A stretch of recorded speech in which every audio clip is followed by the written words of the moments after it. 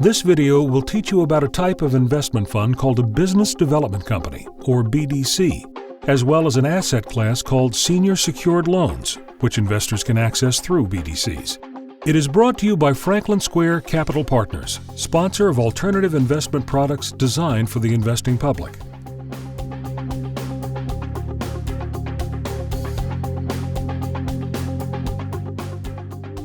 Investors know the importance of spreading their investments across different assets. It's called diversification, and it limits the impact of a drop in value of one type of asset on the entire portfolio. Lots of portfolios have a combination of some or all of these popular asset classes. Keep in mind, diversification and asset allocation do not guarantee a profit, nor do they eliminate the risk of loss of principal. In general, most of the investments in a typical individual's portfolio are traded publicly and involve public companies. But there is a whole other side to investing that's missing from this picture: investments in the debt and the equity of private companies. Not so for large institutional investors and the ultra-wealthy. For a long time, they have been investing heavily in private investments for several good reasons. For starters, diversifying into private company investments rounds out an institutional portfolio. While diversification cannot guarantee better results, it spreads risks across a broader spectrum of assets. Also, private investments tend to have low correlation to these other asset classes. Correlation measures the influence the movement one asset has on another asset. Since investments in the private sector don't necessarily rise and fall with swings in the markets, having them in a portfolio can add stability. Finally, as these are private investments, there are fewer investors and much less competition, which can result in better terms and returns. It takes specialists to thoroughly analyze these transactions and large sums of money to invest in them. That's why only large investors like endowments, pension plans, and financial institutions could afford to enter this world. These factors have kept private investments out of reach for the investing public. There is a way for investors without multi-million-dollar accounts to enjoy many of the same benefits as institutions. A category of investment called a business development company, or BDC, enables you to invest in private debt and equity at reasonable investment minimums. Business Development Company may be a strange name for an investment vehicle, but Congress created the BDC in 1980 to allow individuals to invest in the private sector to help these companies develop their businesses. By law, BDCs must have at least 70% of their assets invested in U.S. private companies, as well as small public companies valued under $250 million.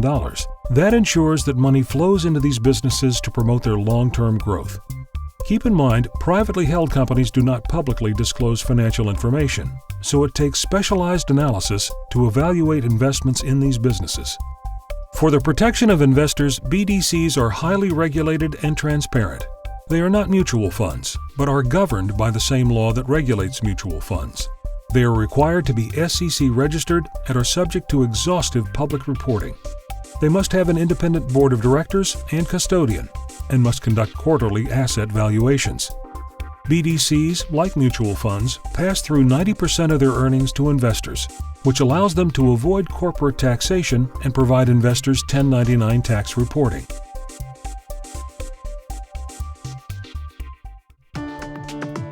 Again, a BDC provides access to a variety of private debt and equity investments. Broadly speaking, within debt, there are secured and unsecured loans. We are going to drill down into an often overlooked asset class called senior secured loans. What is a senior secured loan?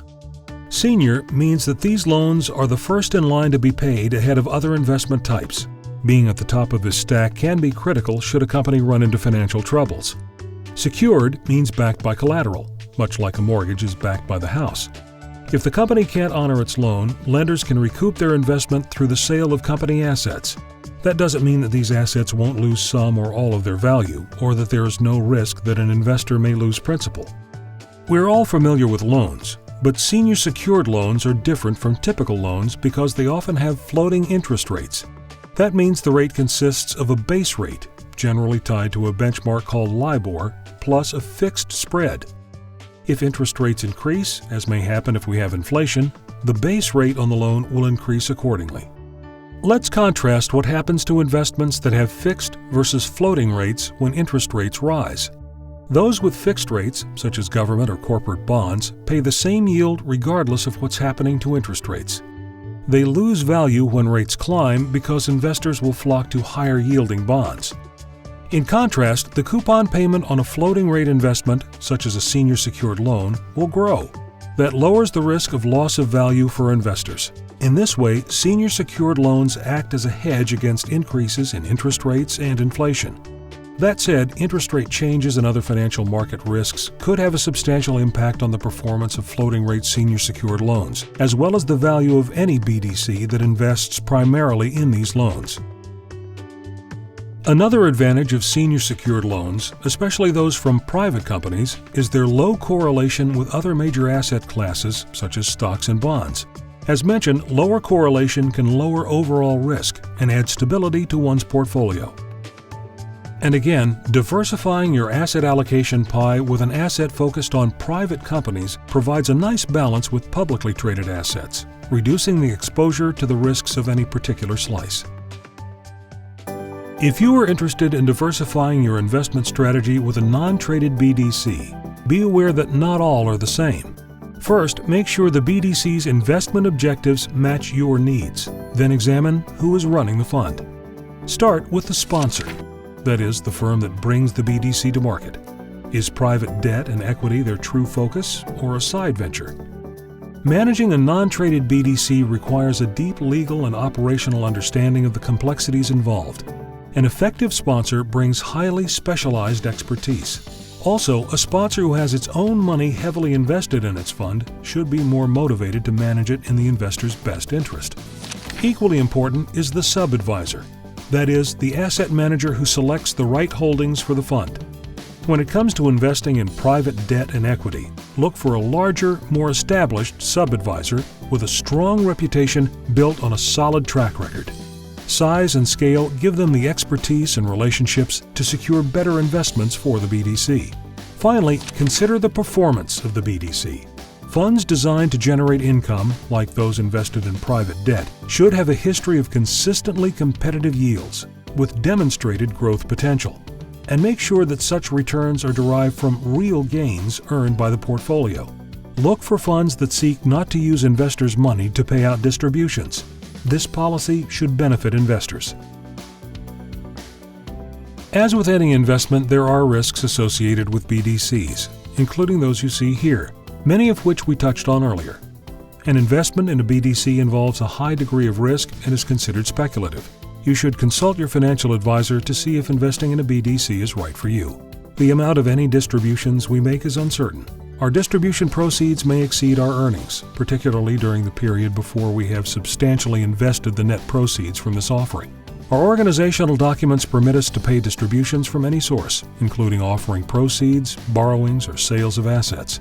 If we pay distributions from sources other than our cash flow from operations, fewer funds are available for investments and your overall return may be reduced. We hope this presentation has given you a better understanding of what a business development company is. Contact your financial advisor to learn more about your investment opportunities, and thank you for watching.